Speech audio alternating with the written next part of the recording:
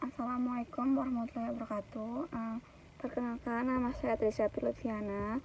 Di sini saya membuat video untuk tugas mata kuliah manajemen pemasaran saya. Di sini saya menjelaskan tentang bagaimana strategi penetapan harga suatu merek. Sebelumnya saya ingin minta maaf untuk dosen saya apabila video ini kurang bagus atau kurang membantu, dan semoga yang melihat setelah mendengarnya bermanfaat serta berguna untuk kalian semuanya.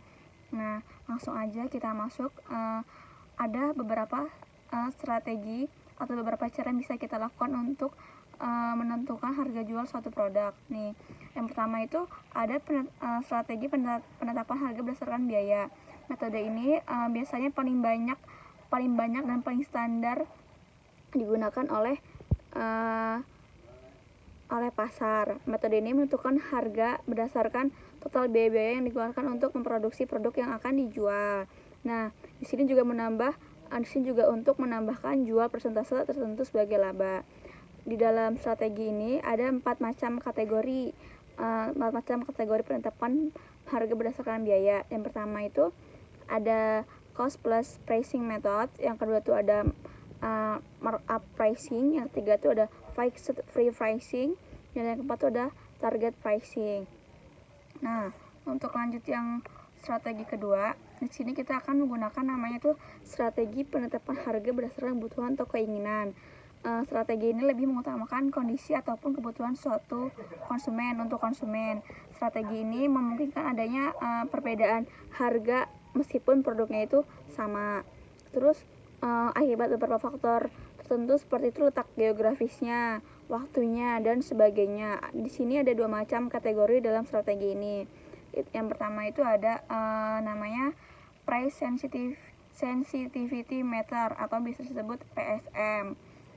Strategi ini merupakan penetapan harga yang dilakukan dengan tujuan untuk melakukan pendekatan harga terhadap kebutuhan atau permintaan konsumen. Nah, yang kedua itu ada namanya diskriminasi harga. Dari namanya saja itu diskriminasi harga ini merupakan kebijakan untuk menentukan harga jual yang berbeda-beda untuk satu jenis produk yang sama dalam satu segmen pasar. Nah, sampai sini mungkin saya menjelaskannya terlalu cepat atau bagaimana, karena saya sendiri juga gugup. Nah, lanjut aja kita yang strategi ketiga. Strategi ketiga ini ada namanya strategi penetapan berdasarkan persaingan. Strategi ini menyoroti harga produk sejenis yang dikeluarkan oleh industri pesaing tersebut.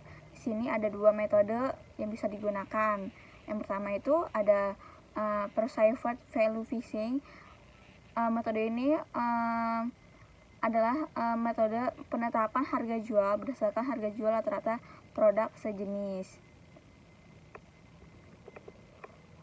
Terus di sini ada lagi yang kedua, yaitu namanya select based pricing, yakni penetapan harga jual berdasarkan penawaran yang diajukan oleh pesaing. Nah, tadi saya sudah menjelaskan beberapa strategi yang akan kita gunakan untuk penetapan harga. Di sini saya memilih merek yang paling terkenal, mungkin semuanya kalian pada tahu, yaitu merek tas, sepatu maupun aksesoris, yaitu Charles & Keith, yang mana banyak wanita yang menggunakan.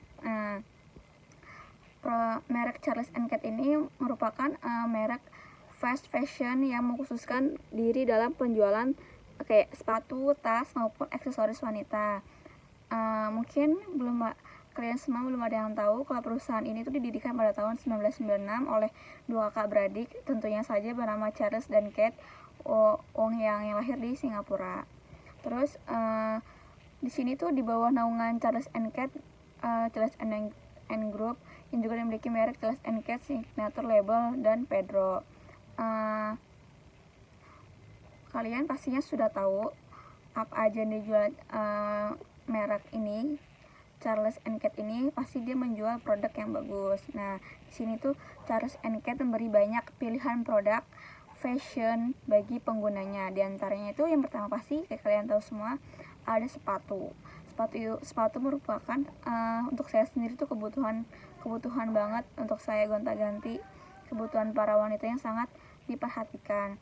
Charles & Keith memberikan berbagai pilihan mode atau model terbaiknya dengan memperhatikan kualitas dan kenyamanan pemakainya dengan desain yang elegan, simpel dan modern. Di sini juga ada tas Charles & Keith. Di sini dia memberikan berbagai pilihan produk tas yang sangat elegan bagi penggunanya, sehingga dapat menciptakan rasa bangga ketika memakai tas produk Charles & Keith tersebut. Pasti kalian semua ngerasain kan? Gitu juga pun dengan saya. Di tas ini desainnya tuh cukup elegan, modern, simpel, dan sangat cocok banget buat kita gunain di acara resmi maupun non resmi. Nah, ya, terus di antara tadi sudah ada tas, sepatu, yang ini pasti kita juga nggak lupa ada aksesoris Charles & Keith ini juga menyediakan berbagai produk aksesoris kayak penunjang gaya kehidupan untuk kita sehari-harinya. Di antara itu kayak ada dompet, sabuk, kacamata, dan masih banyak lagi. Mungkin itu aja yang bisa saya jelaskan dan bisa saya sampaikan. Kurang lebihnya mohon maaf. Oh iya, di sini kita sama-sama belajar, sama-sama cari ilmu. Apabila ada salah kata mohon maaf. Wabillahi taufiq wal hidayah. Wassalamualaikum warahmatullahi wabarakatuh.